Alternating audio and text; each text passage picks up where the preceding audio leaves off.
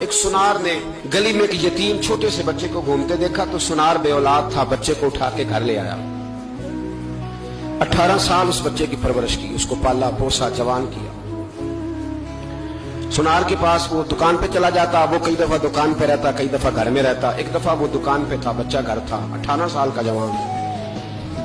اس کی بیوی اکیلی تھی، وہ جس نے ماں بن کے پالا تھا اس نے اسی پہ حملہ کر دیا، اس کا بازو بری نیت سے تھاما۔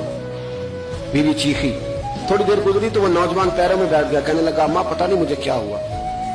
شام کو سنار آیا، بیوی چیخنے لگی، چلانے لگی، کہنے لگی آج عجیب بات ہوئی، جس کو میں نے جگر کا خون دے دے کے پالا اسی نے گندی نظر ڈالی۔ سنار محو حیرت ہے، بیوی کا خیال تھا کہ لاٹھ اٹھائے گا، ڈنڈا اٹھائے گا، نوجوان کو مارے گا، لیکن وہ رونے لگ گیا۔ اس نے کہا آج اس نے میرا بازو تھاما ہے، جانے کیا کیا ہے؟ پریشان ہونے لگ گیا، سجدے میں گر گیا، کہا تو بتاتا کیوں نہیں؟ تو وہ سنار کہنے لگا اس کی غلطی نہیں، 18 سال کے بعد آج مجھ پر بھی شیطان سوار ہوا تھا۔ ایک عورت آئی تھی، وہ اپنے بازوؤں میں چوڑیاں پہننا چاہتی تھی تو میں نے بھی گندی نظر سے ہاتھ ڈالا تھا، رب کریم نے مجھے فوراً اس کی سزا دی۔ جن کے گھروں میں بیٹیاں ہوتی ہیں ان کی نظریں گندی نہیں ہوتی، جو بیٹیوں کے باپ ہوتے ہیں، جو بہنوں کے بھائی ہوتے ہیں، ان کی نظریں گندی۔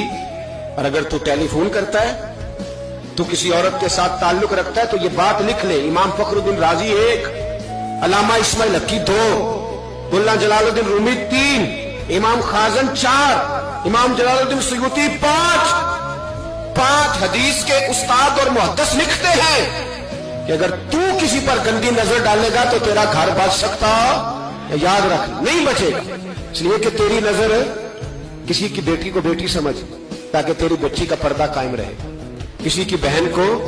یہ کیا بات ہوئی کہ تو جتنا مرضی گند معاشرے میں پھیلاتا رہے تیرا گھر بچا رہے؟ یہ کیسے ہو سکتا ہے؟ فَإِنَّ لَهُ مَعِيشَةً ضَنْكَ، اللہ فرماتا ہے زندگی تنگ ہو جائے گی تیرے لیے مشکل، تو ڈھونڈتا پھرے گا کہ میں مرنے کو جگہ تلاش کروں۔